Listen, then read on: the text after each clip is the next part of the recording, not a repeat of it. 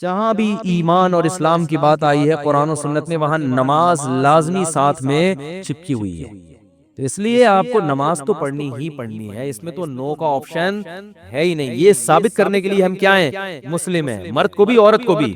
اور یہ صرف بر صغیر میں ہے، ملیشیا میں ہم نے دیکھا وہاں مسجدیں بھری ہوتی ہیں، سب نماز پڑھتے ہیں، خواتین بھی پڑھتی ہیں ساری، اسکارف لٹکے ہوئے ہوتے ہیں وہاں، بے شک وہ اس کا جاب کر رہی ہے ہوٹل میں، کچھ بھی کر رہی ہے، نماز کے ٹائم پہ عورت بھی آئے گی مسجد میں اسکارف پہنے گی، پھر وہیں اسکارف نکال کے بھی چلی جاتی ہے، ٹھیک ہے نا، جیسے ہمارے ٹوپیاں رکھی ہوئی ہوتی ہے نا ایسے۔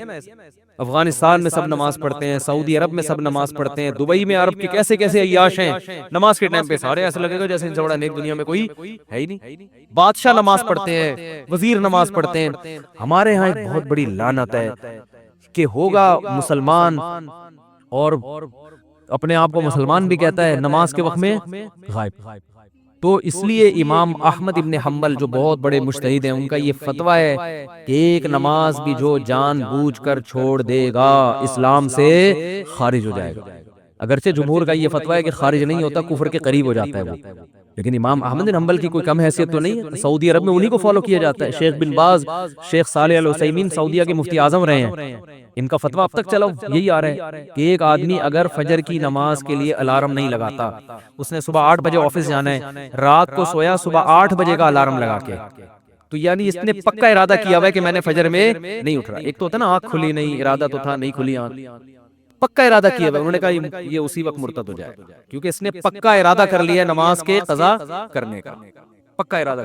وہ یہاں تک ان کا فتویٰ ہے کہ مرتد ہو جائے گا اس کو اگر توبہ نہیں کرتا اور توبہ کا اعلان نہیں کرتا باقاعدہ، تو اس کو مسلمانوں کے قبرستان میں دفن کرنا بھی جائز بولو نہیں ہے، اس کا نکاح بھی ٹوٹ گیا۔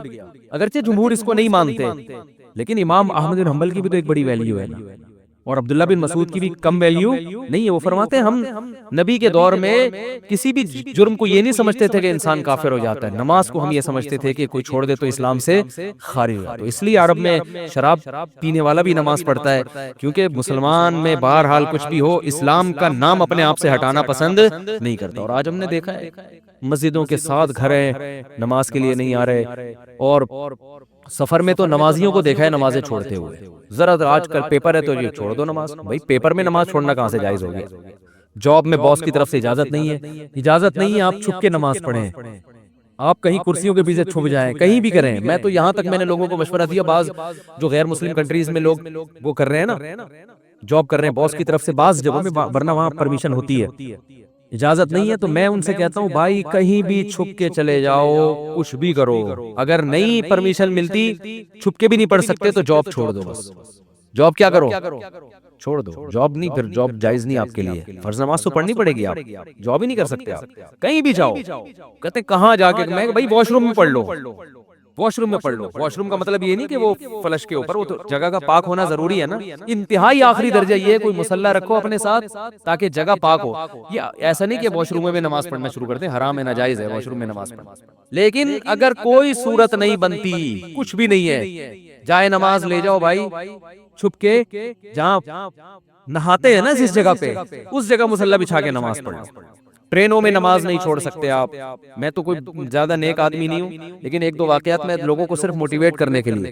ایک دفعہ ہم بھاولپور سے چڑھے ٹرین میں، جب میں ٹرین میں چڑھا ہوں بھاولپور سے تو فجر کی نماز کا ٹائم ہو رہا تھا، اور رش اتنا تھا، حاجیوں کی اس وقت فلائٹیں بہت جا رہی تھی، کراچی سے ہی جاتی تھیں، ملتان ایئرپورٹ نہیں بنا تھا اس وقت، تو اتنا رش تھا کہ جیسے ہی ہم ٹرین میں چڑھے ہیں تو اب پتہ چل گیا کہ بس ایسے بالکل سیدھے، جگہ ہی نہیں، رش اتنا زیادہ۔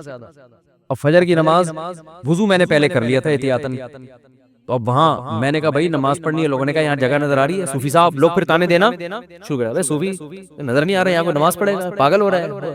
اچھا سفر میں لوگوں نے کہا بھائی سفر میں معاف ہے، بعد میں توبہ کر لینا، قضا پڑھ لینا، یہ بڑے اچھے الفاظ ہوتے ہیں لوگوں کے نا، یعنی ان کی نظر میں کہ توبہ کر لینا۔ بھائی توبہ تو کہاں سے، اگر ایسا ہی ہوتا تو اللہ کہتے نماز پڑھ لو، نہیں پڑھتے تو توبہ کر لینا، پڑھنی ہے، کسا نہیں کرنی ہے۔ ان الصلاۃ کانت علی المؤمنین کتابا موقوتا، اگر نماز چھوڑنے کی میرے بھائی کہیں گنجائش ہوتی تو میدان جنگ میں لڑتے ہوئے جب گولوں کی گھن گرج اور تلواروں کی چمک ہو، اس میں اللہ اجازت دے دے گا قضا کر لو، وہاں اجازت نہیں دی ہے۔ اللہ نے فرمایا نہیں کوئی صورت بنتی، سواری پہ بیٹھو، گھوڑے کا جہاں رخ ہے اسی طرف رخ کر کے نماز پڑھو، وہاں اجازت نہیں تھی. اور آگے اللہ نے اس کی وجہ بیان کی ہے کہ میں اس لیے کہہ رہا ہوں یہاں پڑھنی ہے کہ نماز صرف پڑھنے کا حکم نہیں ہے. ان الصلاۃ کانت علی المؤمنین کتابا موقوتا، نماز مومنین پر مقررہ اوقات میں فرض ہے. یہ اس لیے جواب دیا کہ آپ کہہ سکتے تھے اللہ جب جنگ ختم ہو جائے گی پھر پڑھ لیں گے نا آرام سے خشوع و خضوع کے ساتھ.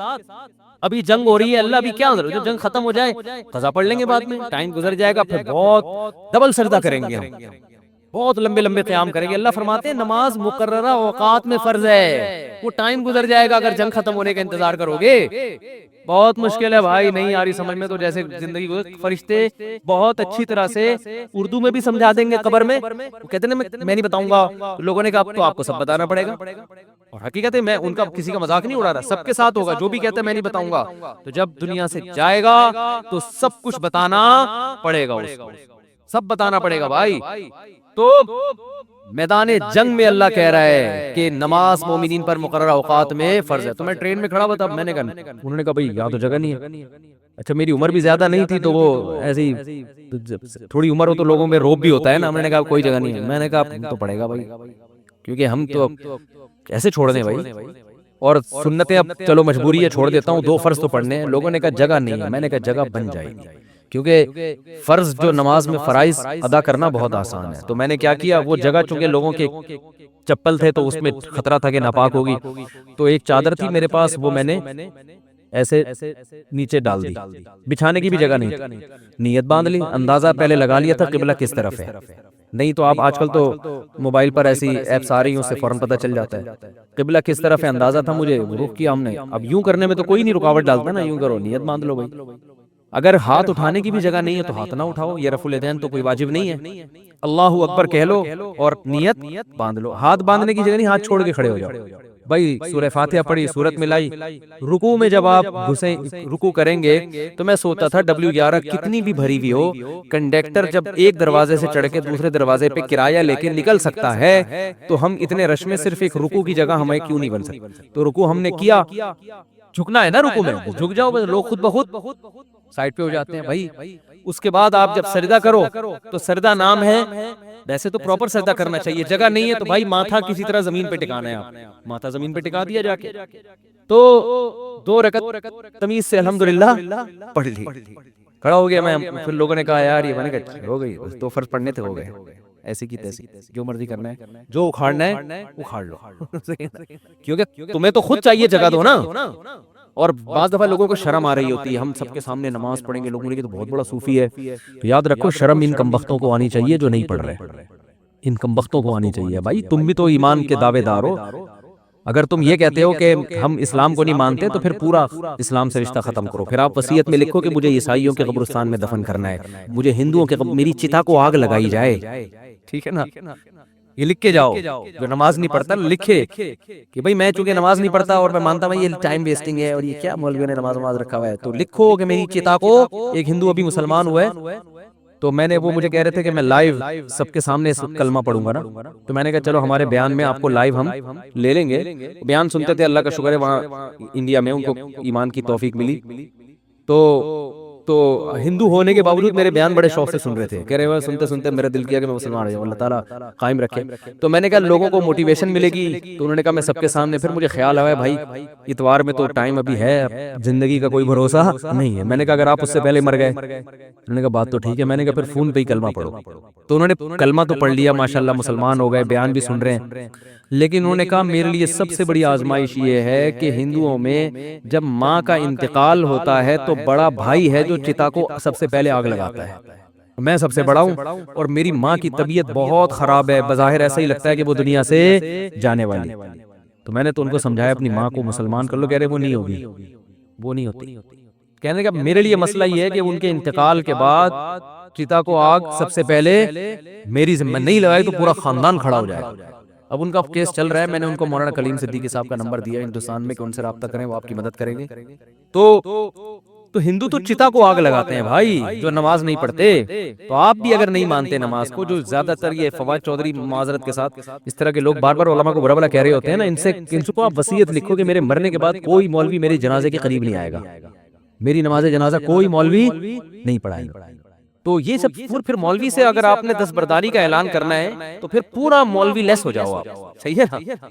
تو اپنے مفاد کے لیے مولانا آ رہے ہیں، نکاح پڑھانے کے لیے مولانا آ رہے ہیں، چلو نکاح تو عدالتیں بھی پڑھا دیتی ہیں، جنازے میں سب سے زیادہ، تو آپ پھر اپنا جنازہ پڑھواؤ، یا تو پڑھواؤ ہی نہیں، کیونکہ تو مولویوں نے ہی بتایا نا جنازہ ہے، یا تو پڑھواؤ نہیں، اگر پڑھوانا ہے تو مائیکل جیکسن ٹائپ کا کوئی آدمی ہونا چاہیے، لبرل بالکل، جو موسیقی کا، کیونکہ آپ نے یہ بھی ایک دفعہ ارشاد فرمایا تھا کہ علامہ اقبال بھی موسیقی سنتے تھے، قائد اعظم بھی، یہ مولویوں کی طرح تھوڑی تھے عجیب سے، تو پھر کوئی ایسا ہی گلوکار ملک کا جو سب سے بڑا ڈانسر ہو وہ آپ کا نماز جنازہ مٹک مٹک کے پڑھائے پھر۔ اللہ سے دعا کرو بھائی، نماز سے اللہ ہمارا رشتہ قائم کر دے۔ تو اذان پر ابھی بیان باقی ہے کہ اتنی اللہ کو یہ عبادت پسند ہے نا کہ پیدا ہوتے ہی اللہ کان میں اذان کہلوا دیتے ہیں، اس کے بعد جو ندائیں صبح فجر میں آواز گونجتی، اللہ اکبر حی علی الصلاۃ الصلاۃ خیر من النوم، پھر اللہ کہتے ہیں ظہر میں دوبارہ یاد دلاؤ، مؤذن کو کہتے ہیں جا بھائی اسپیکر پہ بٹن آن کر، بولتا رہے بس تو۔ لوگ کہیں گے کہ یار جب نماز کا ٹائم ظہر کا 1:05 ہے تو بتانے کی ضرورت کیا ہے؟ اللہ کہتے ہیں ان کی باتوں میں مت آنا، 1:05 ہے تو 1:45 پہ بتا دینا ان کو کہ 15 منٹ رہ گئے، 20 منٹ رہ گئے۔ فجر کا ٹائم روزانہ اناؤنس ہوتا ہے، 6:30 پہ، 6:45 پہ اناؤنسمنٹ ہوتی رہے گی۔ اللہ کہتے ہیں اتنی اناؤنسمنٹ کافی نہیں ہے، ہر دفعہ پوری اذان ہوگی، حی علی الفلاح، آؤ کامیابی کی طرف، آؤ نماز کی طرف۔ حج میں اعلان نہیں ہوگا، رمضان کا اعلان نہیں ہوگا، اعلان کرنے والوں کو برطرف کر دیا، ہلال کمیٹی سے نکال دیا۔ نماز کا ہر دفعہ اعلان ہوگا، اور اتنی اذانیں ہوتی ہیں نا پوری دنیا میں کہ ایک سیکنڈ کے لیے بھی دنیا اذان سے خالی نہیں ہوتی، دی جا رہی ہے اس وقت سے۔ تو یہ اس لیے کہ اللہ کی نظر میں اس کی اہمیت اور ویلیو بہت زیادہ۔ اللہ کہے کہ ابھی اس مؤذن کو کہے صرف ان کو سناؤ، زبردستی کسی کو لے کے نہیں آؤ مسجد میں، ابھی زبردستی کا ٹائم نہیں ہے، ابھی حساب و کتاب کا ٹائم نہیں ہے۔ تم نے حی علی الصلاح حی علی الفلاح کہہ دیا، اللہ کی کبریائی بیان کر دی، ان کی مرضی آئے نہ آئے، تم گھر تک تھوڑی جاؤ گے بیل بجا کے، بھائی میں نے تمہیں حی علی الصلاح کہا، تمہیں سمجھ میں نہیں آیا کیا؟ انگلش میں بتاؤں میں تمہیں؟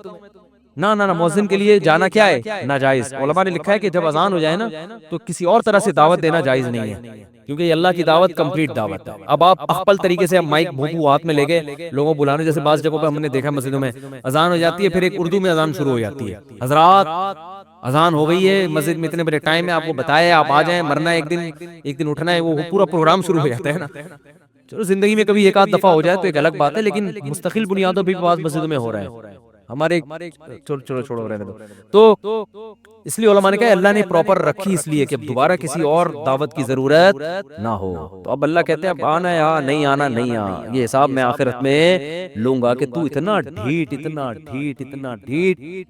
1400 سال سے فضاؤں میں ہر نماز کے ٹائم پہ یہ ندا گونجتی ہے، نہ سردیوں میں اس پہ ناغہ ہوتا ہے، نہ گرمیوں میں ناغہ ہوتا ہے، نہ راتیں لمبی ہو تو ناغہ، نہ راتیں چھوٹی ہوں، حتیٰ کہ سفر میں بھی اذان کا حکم ہے، اذان کا ہو، پھر جنگل میں اکیلے نماز پڑھو اذان کا ہو، یہ ایسی اللہ کو ندا پسند ہے، بھائی یاد دہانی لازمی کراؤ۔ تو اس لیے بھائی یہ بار بار دعوت، اذان کی اہمیت نہیں پتہ چلتی، اس سے نماز کی اہمیت پتہ چلتی ہے۔ تو عزم کرو زندگی میں کچھ بھی ہو جائے نماز قضا نہیں کرنی۔ جو جماعت کی نماز کے عادی نہیں ہے وہ کم از کم اتنا کر لیں کہ پہلا اسٹیپ یہ ہے کہ قضا نہیں ہونے دینا کسی صورت میں، پھر اگلا اسٹیپ کیا ہے؟ جماعت نہیں چھوڑنی کسی صورت میں۔ وہ جماعت اصل تو نماز ہے ہی جماعت، اور اگر کبھی چھوٹ جائے نا تو توبہ کرنی اور اس کو قضا کر کے اگلی پڑھنی ہے، پہلے اس کی قضا پڑھنی ہے پھر اگلی، اور کچھ جرمانہ بھی رکھیں اپنے اوپر۔ سمجھتے ہو کہ نہیں سمجھتے؟ اللہ تعالیٰ سمجھنے کی، عمل کی توفیق عطا فرمائے۔